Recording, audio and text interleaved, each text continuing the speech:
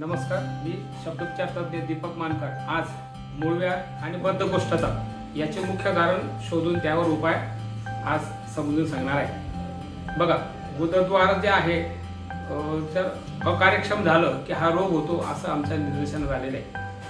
जर बघितलं तर राहणं, खाणं आणि राहणीमान आणि अयोग्य आहार याच्यात जर असंतुलन आलं की हा रोग होतो हे आपल्याला माहिती आहे। पण गुदद्वाराच्या अकार्यक्षमतेमुळे हा रोग होतो हे आमच्या लक्षात आलेलं आहे। त्याचं मुख्य कारण बघितलं तर बघा, शरीराची रचना जी आपल्या मानवी शरीराची ती शरीराची रचना बघितलं तर अन्न खाल्ल्यानंतर ते गुरुत्वाकर्षण शक्तीच्या नियमानुसार ते सहज खाली गेलं पाहिजे, पण तसं होत नाही। पण जे प्राणी आहेत त्या प्राण्यांचे लहान आणि मोठे हे खालच्या दिशेला असतं आणि गुदद्वार वरच्या दिशेला, त्याला विपरीत स्थितीत असं म्हटलं जातं। पण त्यांचं पचन व्यवस्थित होतं। त्याचं मुख्य कारण असं आहे की ते ज्यावेळेस भीती निर्माण होते किंवा असुरक्षता निर्माण होते त्यावेळेस ते आपला गुदद्वाराला आकुंचन करतात, असं खेचून घेतात। आपण त्याला सोप्या भाषेत म्हणतो की टिंब शेपूट घालून पळाला, असे हे साधारणतः वाक्य आहे हे सहज समजण्यासाठी। तर याच्यावर जर योगशास्त्रामध्ये उपाय सांगितलेला आहे तो म्हणजे मूलबंध।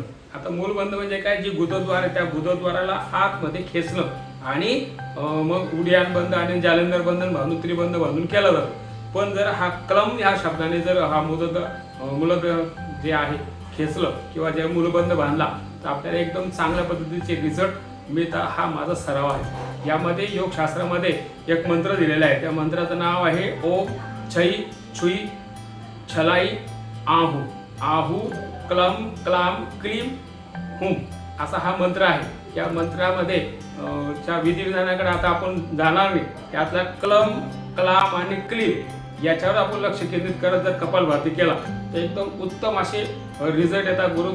गुरुद्वाराच्या बरोबर त्या समीप आपल्याला चांगल्या प्रकारचे व्हायब्रेशन येतात किंवा गुदद्वार एकदम चांगल्या पद्धतीने खेचलं जातं। आणि जितकं तुम्ही गुदद्वाराला वरती खेचाल तेवढा तुमचे बद्धकोष्ठता जेवढे काही पोटाचे विकार आहेत ते सर्व नॉर्मल होऊ शकतात। हा मंत्र कसा म्हणायचा याविषयी मी तुम्हाला सांगतो। बघा, आपण ह्या पद्धतीने बसलो आहे, ही जी काही द्रोण मुद्रा ही करायची आहे। जेवढा श्वास भरायचा तेवढा भरून घ्या आणि श्वास सोडत क्लाम